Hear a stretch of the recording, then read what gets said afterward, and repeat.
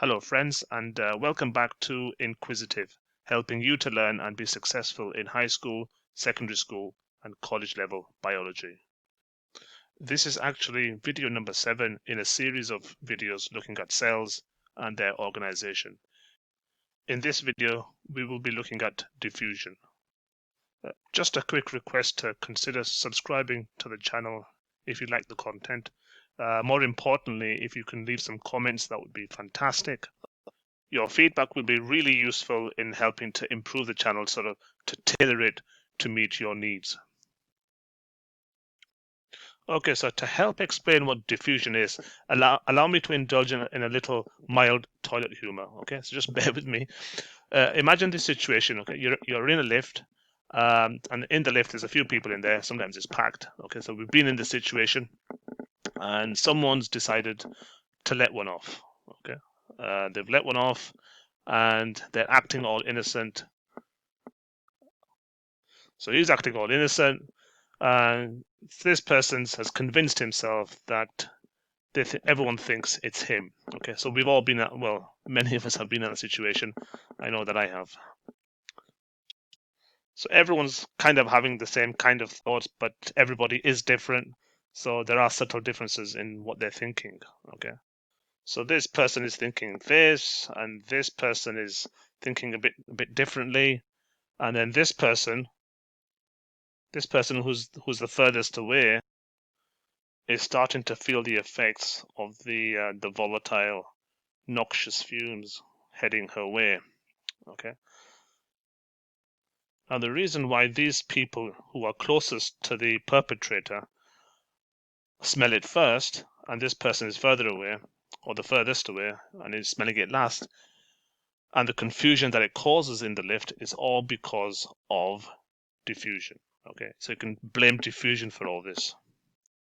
Okay, so jokes aside, let's get into it then. So what is diffusion then at the scientific level? So at the scientific level, diffusion is a very important process in nature. Okay, it's extremely important to life. It's central to life.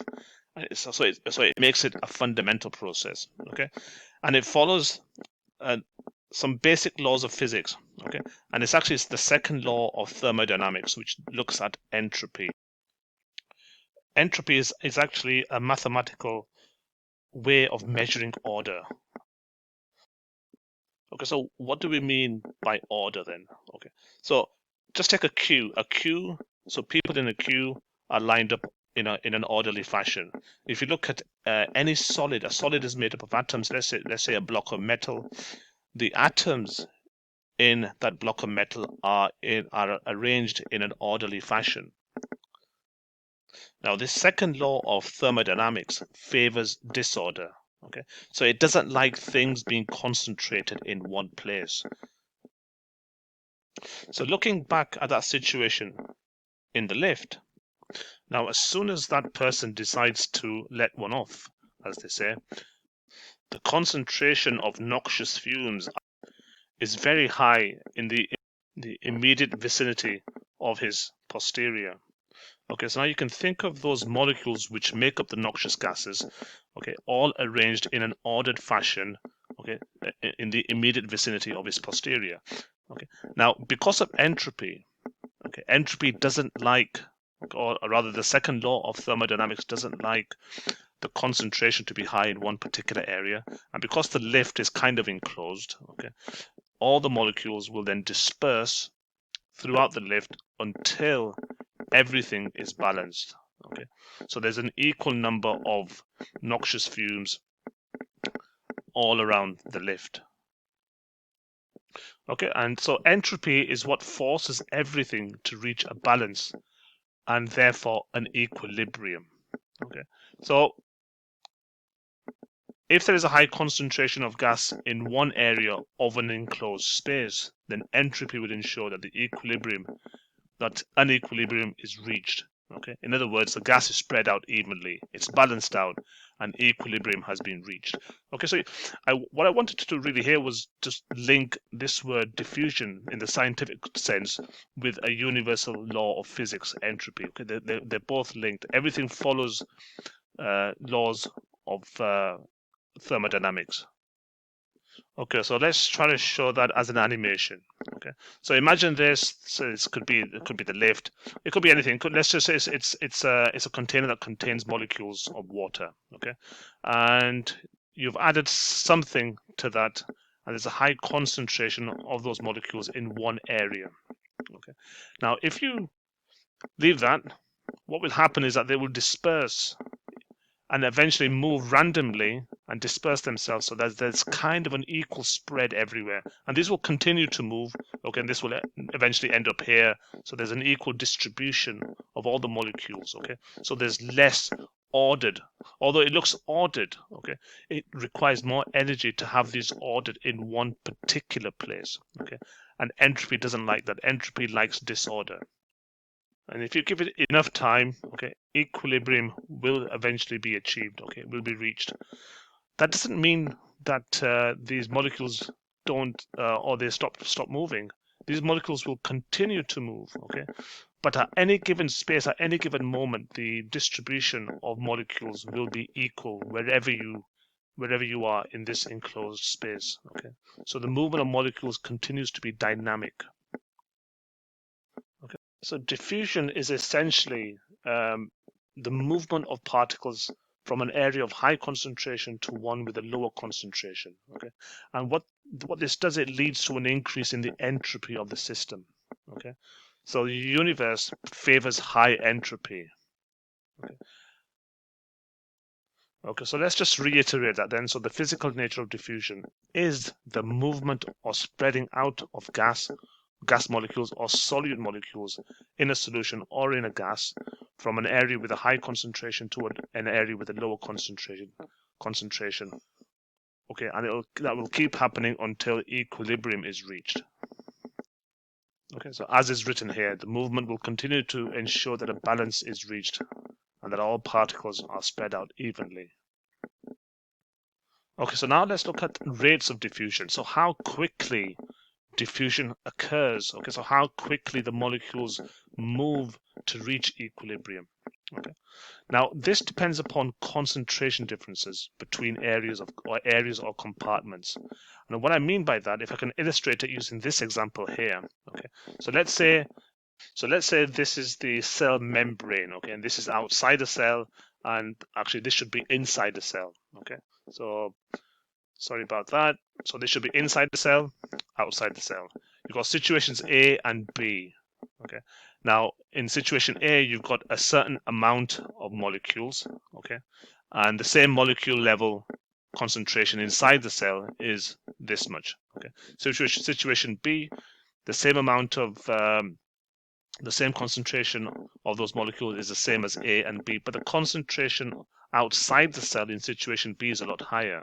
So what then happens is that in this situation, okay, things will tend to move at a certain speed, okay, but if the concentration is a lot higher, then the speed is much quicker, okay. So it depends on the concentration gradient.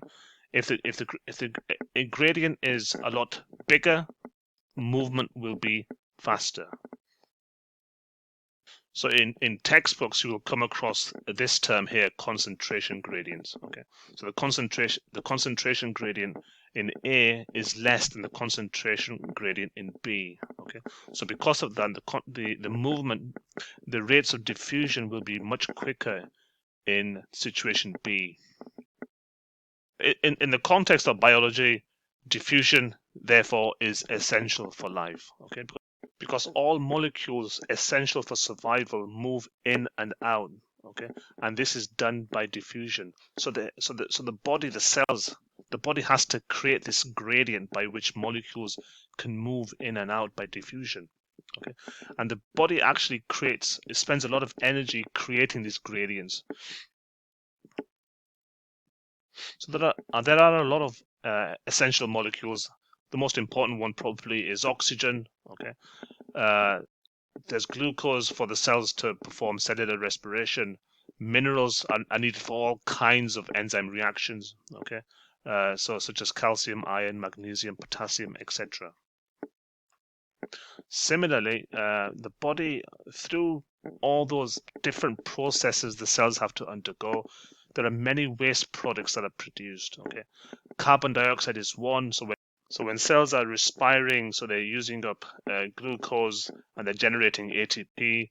One of the waste products, or the waste product, is carbon dioxide. Okay, and carbon dioxide can be dangerous if it builds up, and so it has to be removed, and it's taken to the lungs and we breathe it out. Okay, similarly, when proteins or amino acids, the building blocks of proteins, amino acids, are broken down, you get the production of urea. Again, it can be dangerous if it accumulates. Okay, so it's sent to the kidneys where it's eliminated into the urine.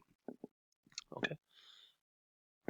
And so all this is done by diffusion. So you have high concentrations. Let's take the lungs. Okay. So when you breathe in air, there's a high concentration of oxygen in the air that's being delivered to the alveoli in the lungs. Okay. Now the blood brings in red blood cells, which are low in oxygen. Okay, so you've got a high concentration of oxygen in the alveoli, low concentration of oxygen in the red blood cells, and so that you get this movement. Okay, you get this movement of oxygen from the alveoli into the red blood cells. Okay, and vice versa. You have a high concentration of carbon dioxide in the red blood cells and a low concentration of carbon dioxide in the alveoli. So then carbon dioxide moves in the opposite direction. Okay, the lungs have special features to facilitate this transfer really quickly. Okay, so the movement of molecules against concentration gradients is the process of diffusion. Okay, so I think we'll end it there. So just to finish off then, just wanted to say thank you for viewing the video. If you did like the video, please leave a comment, give me some feedback, really important. I really want to tailor this channel so that it has everything that you need and it's delivered in a way that's easier for you to follow and understand. Okay, so please do leave comments, consider subscribing, and please do drop a like if you think it was useful. Okay, that's it for now. So goodbye, stay safe. Until next time. Bye-bye.